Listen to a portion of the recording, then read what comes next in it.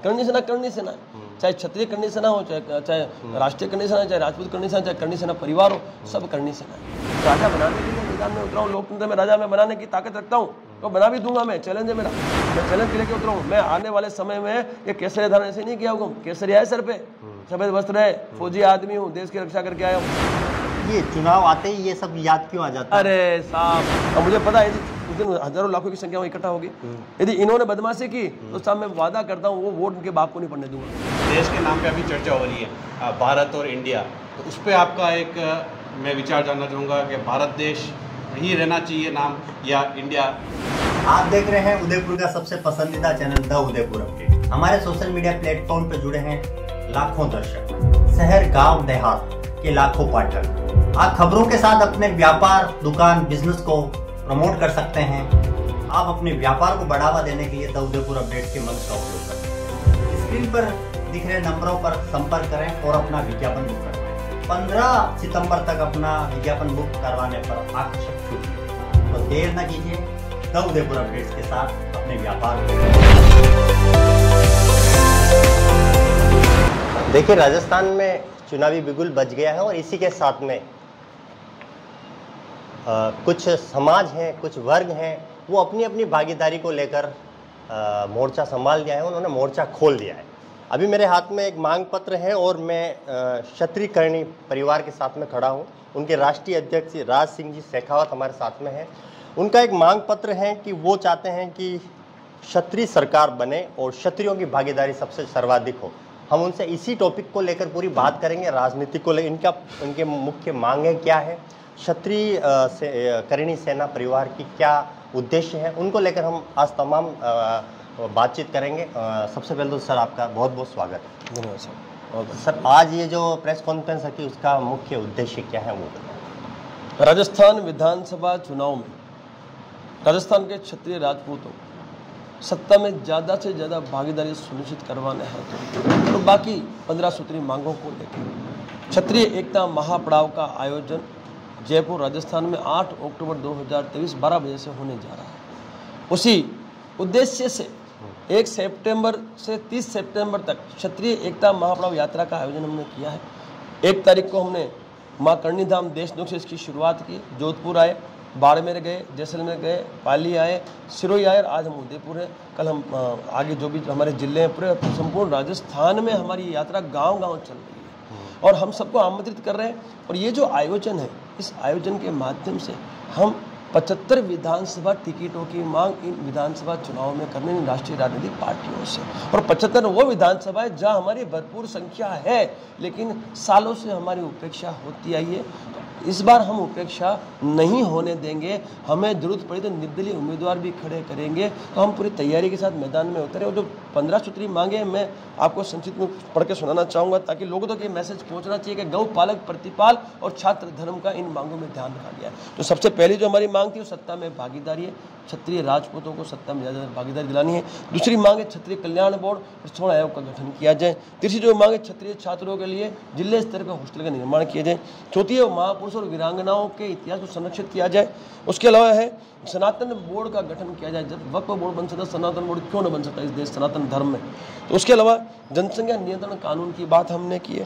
प्रदेश में गौ रक्षा का कानून बनाना और गौ माता को राष्ट्र माता का दर्जा दिलवाने हेतु उत्तराखंड की तरफ से बिल पास कर केंद्र को सुपुर्द करने की हमने मांग की है। उसके अलावा लव जिहाद, लैंड जिहाद, धर्म परिवर्तन जिहाद को रोकने के लिए कड़े कानून की हमने मांग की है। उसके अलावा हिंदुस्तान को हिंदू या सनातन राष्ट्र घोषित करने की हमने मांग की है। उसके अलावा समान नागरिक संहिता की हमने मांग की है। फिर मठ मंदिरों पर से सरकार का जो अंकुश है वो खत्म करने की हमने मांग की है। सभी भूतपूर्व सैनिकों, अर्धसैनिक बलों और शहीदों के परिवारों के लिए आर्थिक सहायता और सरकारी नौकरी हमने प्रधानता की हमने मांग की है। और जो 13वीं मांग है वो हमारी है एट्रोसिटी का हमें जो दुरुपयोग है उसे रोकने की मांग की है। हमें हमारा एट्रोसिटी के लिए कोई विरोध नहीं है, किंतु एट्रोसिटी का जो दुरुपयोग होता है उसे रोकने के लिए कड़े कानून बने और जो सहायता राशि इन्हें दी जाती है वो राशि तुरंत प्रभाव से बंद की जाए और जांच के पश्चात गिरफ्तारी की जाए। और जो 14वीं मांग है वो आरक्षण को लेकर, आरक्षण का भी हमें कोई विरोध नहीं है, किंतु आरक्षण की समीक्षा हो, क्रिमिनल का प्रावधान हो ताकि वंचित लोगों तक इसका लाभ पहुंच सके। और 70 सालों से एक व्यवस्था चली है रही आरक्षण की, उस व्यवस्था को सबको लाभ देके खत्म किया जा सके। तो ये सारी मांगे और साथ ही साथ माउंट आबू में जो वहाँ के मूल निवासी हैं उनको वहाँ पे घर कंस्ट्रक्शन करने के लिए जो एक जो अध्यादेश में जो पारित किया था उसमें कुछ विसंगतियाँ हैं, उसे दूर करने को लेके भी हमने मैदान में सारी मांगों को लेके हम लोग 8 अक्टूबर को मैदान में उतरे हैं और 3 बजे तक का अल्टीमेटम हम सरकार को दे रहे हैं, राष्ट्रीय राजनीतिक पार्टी को दे रहे हैं कि 3 बजे तक का ये अल्टीमेटम आपके लिए 3 बजे तक यदि आपका प्रतिनिधिमंडल आता है और हमारी मांगों पर सहमति दर्ज करता है तो ठीक है, नहीं करता है तो हम वहाँ से कूच करेंगे सचिवालय की, क्योंकि सरकार सचिवालय में मिलेगी, वहाँ जाके हमारी मांगों पर सहमति दर्ज करवा के ही हम मैदान छोड़ेंगे। ये सर हम क्षत्रिय करणी सेना परिवार, फिर राष्ट्रीय करणी सेना, अलग अलग करणी सेना हम समझ नहीं पाते हैं कि क्या है ये, थोड़ा समझने की आवश्यकता नहीं, एक परिवार है। हाँ तो थोड़ा सा नहीं आवश्यक, मैं बताता हूँ। अब आम विचारों के मतभेद मैं समझ रहा हूँ, नहीं समझ रहे, करणी सेना चाहे क्षत्रिय करणी सेना हो, चाहे राष्ट्रीय करणी सेना, चाहे राजपूत करणी सेना, चाहे करणी सेना परिवार हो, सब करणी सेना है, सब समाज हित में काम कर रही है, सब राष्ट्र हित में काम कर रही है, सब देश हित में काम कर रही है। विचारों के मतभेद के चलते सेनाएं बनती है और अकेला क्षत्रिय राजपूतों के संगठन की बात नहीं, आप कहीं भी चले जाओ, जितनी भी जातियां हैं, जितने भी हैं धर्म, उनमें सब में विचारों के मतभेद के चलते कई सेनाओं का निर्माण होता है, लेकिन उद्देश्य तो सबका एक ही है। और आज जब भी जरूरत पड़ती है समाज हित के लिए, देश हित के लिए, राष्ट्र हित के लिए, गौपालक प्रतिपाल के लिए, तो सभी एक मंच पे आपको दिखते ही हैं। और 8 अक्टूबर को आपको सारी करणी सेनाएं उस दिन आपको मैदान में हमारे साथ मिलेगी, क्योंकि वो कार्यक्रम जो है वो समाज हित का, समस्त क्षत्रिय राजपूतों को साथ में लेके कार्यक्रम हम लोग कर रहे हैं। हमारी जो व्यवस्था है, तो उस दिन जो ये भ्रम है लोगों के मन में कि भाई ये लोग सब अलग, कोई नहीं, सारा परिवार है और सारा परिवार एक साथ काम करता है। विचारों के चलते सबका अपना अपना प्रोटोकॉल है, जैसे मेरा प्रोटोकॉल है, मेरा जो विज़न है, मेरा मिशन है और मेरा लक्ष्य है संपूर्ण राजस्थानी, संपूर्ण भारतवर्ष में क्षत्रिय राजपूतों को सत्ता में स्थापित करने का ही एकमात्र हमने लक्ष्य लिया है और उस पर हम काम कर रहे हैं। तो सभी का अपना अपना विज़न है, मिशन है, प्रोटोकॉल है, उसके हिसाब से काम कर रहे हैं। उदयपुर में कौन कौन सी सीटों पर आपका ज़्यादा फोकस है? ऐसा उदयपुर हो चाहे सिरोही हो, पूरे हम लोग जहाँ हमने जो सर्वे किया है, हमने पूरे राजस्थान का सर्वे किया है और उसके हिसाब से 75 ऐसी विधानसभा है जिन विधानसभाओं में हमारी भरपूर संख्या है और उन 75 विधानसभाओं की हमने मांग राष्ट्रीय राजनीतिक पार्टी को पहुंचा दी है। उनमें से हमें कम से कम 60 सीटें तो अवश्य मिलनी ही चाहिए, नहीं मिलती है, हमारे साथ उपेक्षा होती है तो निर्दलीय उम्मीदवार भी हमारे पास तैयार है, निर्दलीय खड़ा करेंगे, लेकिन इस बार चमत्कार अवश्य दिखाएंगे ताकि भविष्य में आप कहते हैं कि हम मौका मिला तो नई पार्टी भी बनाएंगे। बिल्कुल सही कहा आपने, ये आखिरी मौका हम इन राष्ट्रीय राजनीतिक पार्टियों को दे रहे हैं। आने वाले समय में यदि उपेक्षा ऐसे ही चलती रही और हमें हाथ से भी धकेला गया तो क्षत्रिय करणी सेना परिवार एक ऐसा प्लेटफॉर्म क्षत्रिय राजपूतों को देगी जिस प्लेटफॉर्म से वो चुनाव पूरे भारतवर्ष में लड़ सके। ऐसी एक पार्टी का गठन होगा जिस पार्टी के प्लेटफॉर्म से मेरा क्षत्रिय राजपूत समाज किसी के सामने हाथ नहीं फैलाएगा, वो मैदान में उतरेगा और सत्ता में स्थापित होकर जनता की सेवा करेगा। अखंड भारत के लिए जो हमने समर्पित किया, किसी ने किया है क्या आज तक? कोई एक सुई देता है किसी को? हमने पूरा भारतवर्ष दे दिया सर। हमारे साथ क्या हुआ? 567 रजवाड़े हमारे थे, इस देश की रक्षा के लिए हमने परिवार आप एक बात कहते हैं, रजवाड़ों की बात याद आई, बहुत सारे इंटरव्यू में आप ये बात कहते हुए मिलते हैं कि भाई हमने राज किया है तो अब हमारा राज करने का, सत्ता में राज करने का समय हमारे राजा रजवाड़े थे। अब समझाता हूँ, अब समझाता हूँ, बहुत सही में देखो, लोकतंत्र है, राजतंत्र है नहीं कि युद्ध लड़ो और सत्ता ले लो, लोकतंत्र है। और लोकतंत्र के राजा रजवाड़े क्या है साहब? क्या है? ग्राम पंचायत, जिला पंचायत, विधानसभा, लोकसभा, राज्यसभा, ये क्या है? लोकतंत्र के राजे रजवाड़े, सरपंच से लेके विधायक से लेके सांसद कौन है? राजा है इस देश के।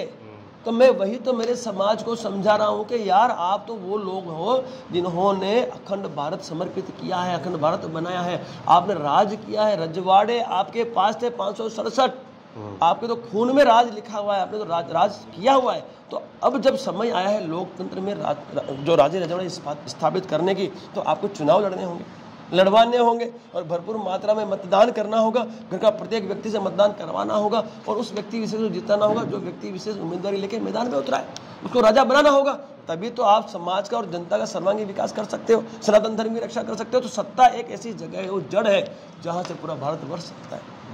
मैं मेरे समाज को, मेरे क्षत्रिय राजपूतों को सत्ता में स्थापित करके मेरे समाज का सर्वांगीण विकास युद्ध स्तर पे करना चाहता हूँ। मुझे पता है योजनाएं ढेर सारी है वहाँ पे। मैं चाहता हूँ युद्ध स्तर पे यदि वाकई समाज का भला करना है, जनता का भला करना है, देश का भला करना है, तो उससे बड़ा प्लेटफॉर्म हो ही नहीं सकता, वो है सत्ता।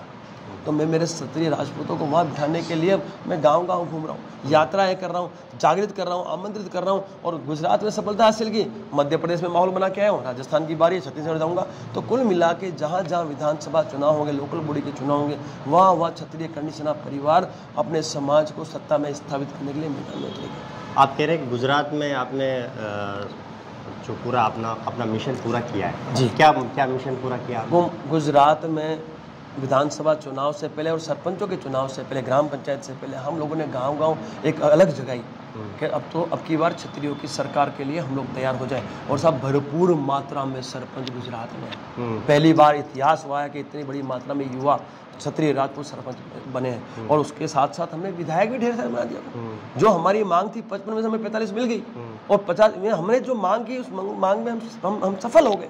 तभी तो फिर मैं दूसरे प्रदेश में निकला, मध्य प्रदेश में मैंने यात्राएं की, मध्य प्रदेश हमने माहौल बनाया। अब राजस्थान के हम राजस्थान में आए, राजस्थान में हम गाँव-गाँव यात्रा कर रहे हैं, राजस्थान में हम माहौल बना रहे हैं। तो हम कुल मिला के जो हमें चाहिए, उसके लिए जो हमें होमवर्क करना चाहिए ग्राउंड में, वो हम लोग कर रहे हैं। और कैडर तैयार करें, कैडर के बिना तो कुछ है ही नहीं भाई। लोकतंत्र में क्या है, संख्या की ही सफलता है। तो संख्या हमने इकट्ठा की। दूसरी बात मैं कहूँ, सब गुजरात में हमारे राजपूत समाज की कुछ जातियाँ जो ओबीसी का लाभ ले रही हैं, हमने रोटी व्यवहार शुरू करवा दिया, वहाँ पे संख्या बढ़ गई। सेम राजस्थान में भी है, राजस्थान में भी हम समस्त क्षत्रिय जो चाहे ओबीसी का भी लाभ लेता हूँ, उसको हम साथ में लेके चल रहे हैं। आपकी 45 और 45 से आने वाले समय में ये 55, 60, 65 हो गई, दूसरी जातियाँ कहाँ जाएगी? दूसरे वाले लोग किस तरह से वो करेंगे? अब आप बताएं। अच्छा, मैं एक चीज़ पूछना चाहता हूँ। मैंने 75 विधानसभाओं की मांग उन्हीं विधानसभाओं में की जहाँ हमारी भरपूर संख्या है, जहाँ ब्राह्मण है, ब्राह्मण करे। अच्छा, संविधान ने अनुसूचित जाति जनजाति के लिए कितनी सारी सीटें रिजर्व कर दी, की है ना?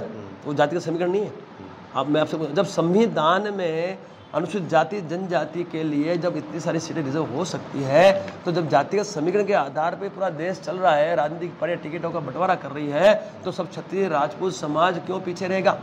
तो हमने जब संविधान ने उनको न्याय दिया है, हमको न्याय वो नहीं मिल पाया, तो हम उस न्याय के लिए मैदान में उतरे। और उस न्याय को लेने के लिए हम मैदान में कैडर तैयार कर चुके हैं। और अब की बार क्षत्रियों की सरकार के सूत्र को हम सार्थक करेंगे। हमारी तैयारी इसीलिए, और मैं आपसे वही कहना चाहता हूँ, जातिगत समीकरण के जो व्यवस्था तो इन राजनीतिक पार्टियों ने की है। इनसे आप कभी पूछेगा आपने ये सब क्यों किया? तो मैं यही कहता, जब संविधान में जातीय समीकरण दिया गया है, तो सब हम भी इसी देश के नागरिक हैं, हम इसका लाभ क्यों ना लें? सर, आप अगर सफल हो गए, या राजनीतिक पार्टियों का कहना है कि हम प्रत्येक व्यक्ति को ऐसे अपना जो उनकी मांगे है वो करते रहेंगे और उनको लाते रहेंगे, तो फिर हर को सब देना संभव? सर, ऐसा है, ब्राह्मण समाज भी आंदोलन करता है, अपना मीणा समाज भी करता है, बंजारा समाज भी करता है, तो सब तो करते हैं। सबको अपने अपने लोगों को सत्ता में स्थापित करना है, सबको अपने लोगों को सत्ता में स्थापित करना है। तो जब ये व्यवस्था ऐसी बनी है, तो जब क्षत्रिय राजपूत समाज कैडर तैयार कर चुका है, तो हम सत्ता में स्थापित क्यों ना हो?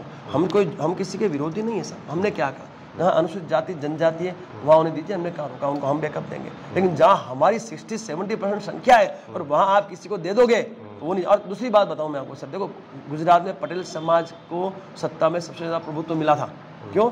संगठन था उनका, एकता थी, संख्या भले 12% थी। सेम जाटों को यहाँ राजस्थान में मिला हुआ है, अच्छा प्रभुत्व मिला हुआ है हर क्षेत्र में। कैसे?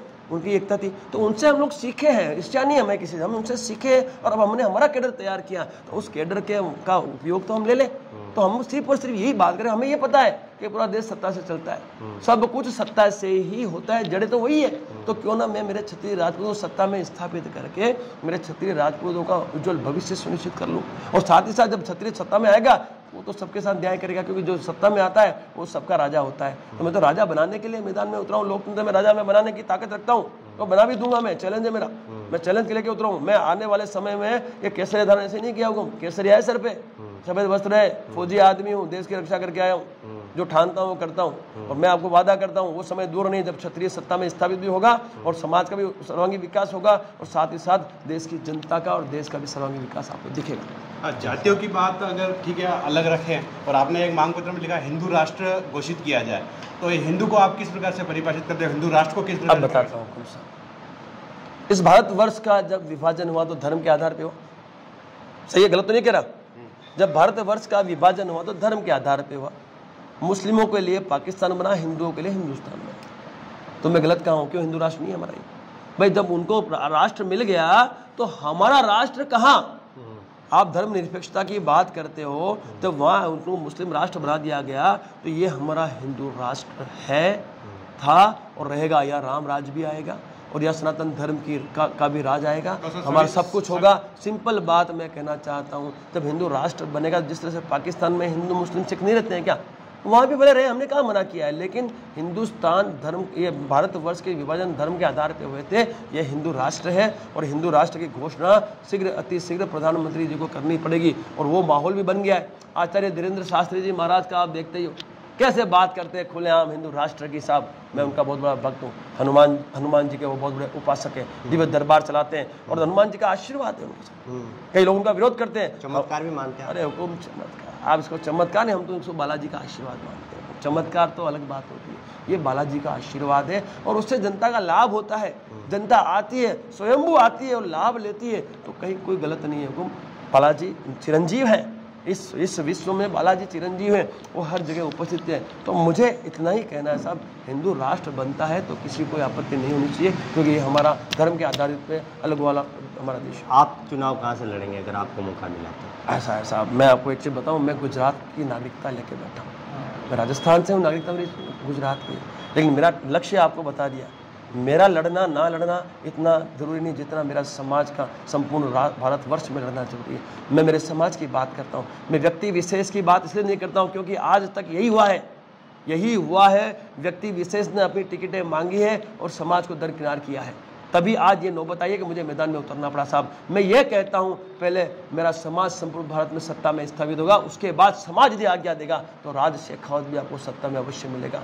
जो राष्ट्रीय राजनीतिक पार्टी मेरे क्षत्रिय राजपूत समाज को संपूर्ण भारतवर्ष में ज़्यादा ज़्यादा भूमिका सुनिश्चित करेगी, उस राष्ट्रीय राजनीतिक पार्टी को खुले आम समर्थन किया जाएगा। जो हमारा बोलेगा हम उसकी बोलेंगे। ये चुनाव आते ही ये सब याद क्यों आ जाता है? अरे साहब, ये बाद में ये आम जो क्षत्रिय, जैसे क्षत्रिय समाज है, ब्राह्मण समाज है या अन्य जो समाज है, उनमें कहीं पे भी 5 सालों में ये हलचल नहीं दिखाती। जैसे ही ये जो चुनाव आते हैं, लोगों का कहना है, लोगों की आम तकलीफ बता रहा हूँ मैं आपको, मेरी मैं बात उसका जवाब देता हूँ। एक्चुअली ये प्रश्न ना आपको इन राष्ट्रीय राजनीतिक पार्टियों से ही पूछना पड़ेगा। ये लोग भी चुनाव से पहले ही क्यों योजनाएं मैदान में उतारते हैं? सोचा आपने कभी? सुना? आज मध्य प्रदेश के चुनाव हैं, आज राजस्थान में चुनाव है, छत्तीसगढ़ में चुनाव है। इनके जो मुख्यमंत्री है, जो सरकार है, वो क्या कर रही है? लुभा रही है कि नहीं लुभा रही? मैं सुनो मेरी बात समझना, चुनाव के वक्त ही मैदान में इसलिए उतरा जाता है, उसके पीछे का जो कारण है वो कारण ये है कि चुनाव से पहले सारी जो मांगे हैं ना, वो राष्ट्रीय राजनीतिक पार्टियां सुनती है, समझती है, क्योंकि उनको वोट चाहिए होते हैं। आप समझिए, ये वो समय है क्योंकि वोट की भाषा ही ये लोग समझते हैं, बाकी भाषा नहीं। वोट की चोट दो, यानी काबू में आते सीधा। आप जैसे अभी कार्यक्रम में चुनाव से पूर्व है मेरा, और उसमें मैंने मांगे रखी है टॉक के, ठीक है। अब मुझे पता है यदि उस दिन हजारों लाखों की संख्या में इकट्ठा होगी, यदि इन्होंने बदमाशी की तो साहब मैं वादा करता हूँ वो वोट उनके बाप को नहीं पढ़ने दूंगा मैं, क्योंकि वो मेरे वोट है, मेरे समाज के वोट है, सनातनियों के वोट है, मैं नहीं पढ़ने दूंगा। तो इन्हें पता कि साला ये आदमी अपने को नुकसान पहुंचाएगा, तो वो क्या करते हैं, इस वक्त हमारी मांगों को ध्यान से लेते हैं और उनमें से 99% मांगों को ये लोग सहमति भी कर लेते हैं। एक और जो मुख्य जो बात आती है कि महापड़ाव होते हैं, धरने होते हैं, प्रदर्शन होते हैं, उसमें एक पर्टिकुलर 2-4 व्यक्तियों का ही भला होता है, आम जो नीचे कैटेगरी के जो लोग होते हैं उनका भला नहीं हो पाता, ऐसा लोगों को है। अभी मुझे एक चीज़ बताइए, मैं गुजरात से राजस्थान में गांव-गांव यात्रा कर रहा हूँ, मुझे यहाँ क्या मिल जाएगा? पहली बात सुनना, यहाँ की नागरिकता मेरी नहीं है, मैं एक ही बात कर रहा हूँ, सत्ता में भागीदारी। तो अच्छा, लाभ किसको होगा? मेरे राजस्थान के क्षत्रिय राजपूतों को। तो यहाँ मेरा व्यक्तिगत लाभ तो कुछ नहीं है, तो मैं जो विजन लेके चला हूँ उस विजन में मेरा व्यक्तिगत लाभ नहीं है, लेकिन मेरे समाज का सर्वांगीण विकास का लाभ है। वो सब जानते हैं, पूरा मेरा राजपूत समाज जानता है, और इसलिए मैं सफल हूँ, इसलिए मैं गुजरात में सफलता हासिल कर चुका हूँ, मैं मध्य प्रदेश में भी कर लूँगा और राजस्थान की बारी छत्तीसगढ़ भी जाऊँगा। तो समझिए, मेरा जो विजन है वो मेरे समाज को लेके है, मैं व्यक्ति विशेष की बात नहीं कर रहा हूँ। और इस महापड़ाव से इन सबका लाभ होने वाला है, इस महापड़ाव से इन सबका लाभ होने वाला है, मेरा कुछ नहीं है। तो आप समझिए, सत्ता की भागीदारी हो, चाहे राष्ट्रहित की बात हो, चाहे गौ माता की बात हो, चाहे आरक्षण की बात हो, चाहे एट्रोसिटी की बात हो, यहाँ जो मांगे हैं वो सबके लिए रखी हुई मांगे हैं और सबका लाभ होने वाला है। तो ये जो परिभाषा है ना, इसको बदलने के लिए ही मैं मैदान में उतरा हूँ कि लोगों ने, ये मैं सहमत हूँ आपसे, ये बात सही है कि लोगों ने आंदोलन करके अपना लाभ लिया है, जनता के कंधों पे चढ़े। लेकिन मैं आपसे वादा करता हूं कि मैं जनता को आगे रखूंगा। हम मंच पे भी नहीं बैठते, आपको पता नहीं होगा सर मेरे बारे में। राज शेखावत मंच पे नहीं बैठता है साहब, राज शेखावत जनता के साथ बैठता है, क्योंकि जनता ही जनार्दन है। जनता से बड़ी शक्ति तो कोई है ही नहीं। आज एक कार्यक्रम है, मेरे कार्यक्रम में जनता नहीं आएगी तो कार्यक्रम सफल होगा? कतई नहीं होगा। तो जनता के साथ बैठना मैं प्रीफर करता हूं, उससे बड़ा मंच ही नहीं है। तो मैं वहीं बैठता हूँ। ना हमें सम्मान चाहिए, ना हमें मंच चाहिए, हमें तो सिर्फ और सिर्फ समाज का कैडर गांव-गांव चाहिए, समाज की एकता चाहिए, संगठन चाहिए। और वो बात मैंने समाज को गांव-गांव तक पहुंचा दी है, और उसकी सफलता हमने गुजरात में भी हासिल की। अंतिम जाते जाते एक सवाल, आपके जो ये गेटअप है उसको लेकर काफ़ी आप चर्चा में रहते हैं, उसके बारे में बताएं। और आपका जो शॉट, आप कहाँ से हैं और थोड़ा सर मैं पुराना क्या, मैं आपसे पूछना चाहूँगा, इस गेटअप में कुछ कमी है? नहीं, अच्छा लग रहा है। पूछ रहा हूँ, एक सेकंड पूछ रहा हूँ। अच्छा लग रहा है? सुंदर है, सुंदर लग रहा है, प्रेजेंटेबल लग रहा है। अच्छा साहब, ये गेटअप हमारा है ना, हमारे पूर्वजों का गेटअप है। मैं आपको बताता हूँ, हम उस जाति से बिलोंग करते हैं जिन्होंने राज किया इस देश पे। राजे रजवाड़े थे, राजा महाराजा थे, उनका रहन सहन ऐसा ही था। साफा हुआ करता था, दाढ़ी, मूछ, बालियाँ, ऑर्नामेंट्स, और ये पूरा जूतियाँ। तो वो जो एक संस्कृति थी हमारा, जो एक हमारा इतिहास था, उस इतिहास को मैं लाइव कर रहा हूँ। पूरे वर्ल्ड में ऐसे घूमता हूँ, वर्ल्ड के लोगों को मालूम चलना चाहिए कि ये भारतवर्ष का पहरवेश है, भारतवर्ष की प्रेजेंटेशन है, ये राजपूताना है। तो मैं जो भी पहन के घूम रहा हूँ सर, वो संस्कृति है, अपने संस्कार है, इसके अलावा कुछ भी नहीं है। और मुझे खुशी है इस बात की कि मेरे इस परिधान को लोगों ने स्वीकारा है और लोगों ने इसको एक्सेप्ट किया। और मैं इतना ही कहना चाहता हूँ, जो संस्कृति और जो हमारा परिधान है, किसी के बाप का परिधान नहीं है। राजस्थान के जो राजपूतों का जो पहरवेश है, और राजस्थान की जो महिलाएं भी जो पहनती है साहब, आप देखिए, बड़ा ही सुंदर परिधान है। तो मैं भी ऐसा ही परिधान में रहता हूँ, मेरी जो धर्म पत्नी है वो भी ऐसे परिधान में रहती है। हम लोग इसी तरह से हमारा जो संस्कृति, हमारा जो संस्कार है, उसको हम लाइव करके चलते हैं। इसमें कुछ नया नहीं है। लास्ट क्वेश्चन मेरा थोड़ा सा क्यूरियोसिटी बढ़ रही है, जैसे देश के नाम पे अभी चर्चा हो रही है, भारत और इंडिया, तो उस पर आपका एक मैं विचार जानना चाहूँगा कि भारत देश ही रहना चाहिए नाम, या इंडिया जो अभी अपन कहते आ रहे हैं इतने सालों से? सर मैं कहते हैं ब्रिटिश मेरे मायने में आप सुनना चाहोगे क्या होना चाहिए जी? मैं इतना ही चाहता हूँ कि जब धर्म के आधार पर इस भारतवर्ष का विभाजन हो गया, पाकिस्तान बना, तो ये हिंदुस्तान क्यों नहीं बना सकते? या सनातन राष्ट्र क्यों नहीं बना सकते? हम समझना मैं क्या कह रहा हूँ। आप हिंदू राष्ट्र कहो, चाहे सनातन राष्ट्र कहो, चाहे हिंदुस्तान कहो, चाहे क्षत्रिय राष्ट्र कहो, जो भी कहो, क्या हम वो नहीं बना सकते? हमें वो बनाना होगा। हमें इस राष्ट्र को हिंदू राष्ट्र बनाना होगा, हिंदुस्तान इसका नाम देना होगा, भारतवर्ष नाम दे सकते हैं हम इसको। ये सारे नामों में से आप कुछ भी दीजिए, हम इस जगह। बाकी India, what is the India? क्या है इंडिया? ये नेम दिया है हमें ब्रिटिशों ने, हमें उसे दूर करना होगा, हमें भारतवर्ष लगाना होगा या हिंदुस्तान लगाना होगा। तो मैं इंडिया के फेवर में कतई नहीं हूँ, भारतवर्ष का फेवर में हूँ। भारतवर्ष होना चाहिए। जो पहले था, जो पहले था वो भारतवर्ष था, लेकिन विभाजन के पश्चात ये हिंदुस्तान बन गया। तो हिंदुस्तान यदि वर्ड आता है तो मुझे ज़्यादा खुशी हो। आपके शरीर पे ये टैटू के बारे में हमारे दर्शकों को थोड़ा बहुत बता दीजिए कि किस किस प्रकार के टैटू ऐसा है, युवाओं को एक क्या संदेश दे? ऐसा है, मैं युवाओं का बहुत बड़ा फैन हूँ और इस देश का भविष्य युवा ही है, और युवाओं को मैं सही मार्गदर्शन देना चाहता हूँ। मैं खुद व्यसन मुक्त हूँ, मेरे युवाओं को व्यसन मुक्त रख रहा हूँ, क्योंकि यदि आप व्यसन में चले गए तो पड़ोसी मुल्क का जो उनका जो एक मकसद है वो सफल हो जाए। उन्होंने पड़ोसी मुल्क यही तो कर रहे हैं, आपको व्यसन में डाल रहे हैं ताकि आने वाले समय में वो इस देश पे अपना राज करे, लेकिन वो होने नहीं देना है हमें। दूसरी बात, ये जितने भी टैटू हैं साहब, आप देखिए, ये शहीद भगत सिंह जी है, इससे बड़ा है ना, इससे बड़ा कोई महापुरुष हो ही नहीं सकता इस देश के लिए। उसके बाद महाप्रताप, इनसे बड़ा भी कोई महापुरुष नहीं हो सकता। ये तिरंगा है, इसके बाद यहाँ पे अशोक स्तंभ है। मैं युवाओं से ये कहना चाहता हूँ कि आप इनके बारे में पढ़ो। रोज एक महापुरुष, कई सारे सब, शहीदों में मैंने एक को लिया, महापुरुषों में मैंने एक को लिया, कई सारे एक एक महापुरुषों को पढ़ो कि उन्होंने इस देश की जनता के लिए क्या बलिदान किया। तो वो एक मैसेज देना चाहता हूँ और ये कहना चाहता हूँ, इससे बड़ा और इससे बड़ा कोई नहीं है, इस राष्ट्र से बड़ा कोई नहीं है, और इस राष्ट्र के लिए हमें 100% अपनी उपस्थिति दर्ज करवानी है। तो मेरा ये जो मैसेज है युवाओं के लिए खास तौर पे है कि जब टैटू बनाते हो तो टैटू ऐसा बनाओ जिसका कुछ अर्थ निकले। और महापुरुष बहुत सारे हैं, वही रियल हीरो हैं इस देश के, उन रियल हीरो को आप लोगों तक पहुंचाएं। सब ये मैं लगा के जब निकल रहा हूँ पूरे भारतवर्ष में, मतलब टैटू नहीं है, ये एक विचार है जो आप लोगों को बांटना चाहिए। ये एक विचार है, युवाओं तक पहुँचाना चाहता हूँ कि सही मायने में यही है जो हीरो है इस देश के, और इनके बारे में आप स्टडी करें, इन्हें जाने, गूगल पे सब कुछ मिलेगा आपको। या ऐसी किताबें बहुत सारी है और ये महापुरुष बहुत सारे हैं। ये तो हम 4-5 को जानते हैं, महाराणा प्रताप जी हैं, पृथ्वीराज चौहान जी हैं, छत्रपति शिवाजी, लेकिन मैं आपसे कहूँ तो साहब यहाँ पे वीर दुर्गादास जी राठौड़ है। ऐसे कई महापुरुष जिन्होंने अपनी जान पे खेल के इस देश की रक्षा की। तो मैं चाहता हूँ कि युवाओं तक ये मैसेज जाए कि आप इस देश का भविष्य हैं, लेकिन इस देश का जो पास्ट था, जिन्होंने इस देश को बचाया, उसको जाने और आप में भी वो क्रांति आप स्थापित करें। लास्ट में जाते जाते बस ये अंतिम सवाल है हमारा, आपका जो जुड़ाव है किस राजनीतिक पार्टी से है? क्या मतलब बीजेपी से हैं डायरेक्ट, या फिर किस तरह से विचारधारा है? मैं आपसे सीधी बात कहूँ, राज शेखावत किसी पार्टी का गुलाम न था, न है, न होगा। मैं उसी राष्ट्रीय राजनीतिक पार्टी के साथ खड़ा मिलूंगा जो राष्ट्रीय राजनीतिक पार्टी मेरे क्षत्रिय राजपूत समाज को सत्ता में ज़्यादा से ज़्यादा भागीदारी सुनिश्चित करेगी। मैं खुलेआम बात करता हूँ, मैं वही बात करता हूँ जो मुझे करनी चाहिए और जो मेरे समाज के उज्जवल भविष्य के लिए। तो मैं आपसे यही कहना चाहूँगा, जो राष्ट्रीय राजनीतिक पार्टी मेरे समाज को सत्ता में स्थापित करने में बड़ी भागीदारी देने में अपना सुनिश्चित करेगी, उस राष्ट्रीय राजनीतिक पार्टी को खुलेआम समर्थन किया जाएगा और उसको सत्ता में लाने में एड़ी चोरी का जोर लगा दिया जाएगा। बिल्कुल, तो शर्त है क्षत्रिय कर्णी सेना परिवार के राष्ट्रीय अध्यक्ष राज सिंह जी शेखावत साहब, इस वीडियो को लेकर आपकी क्या राय है कमेंट्स बॉक्स में ज़रूर दीजिए। शुक्रिया, धन्यवाद, जय मेवाड़।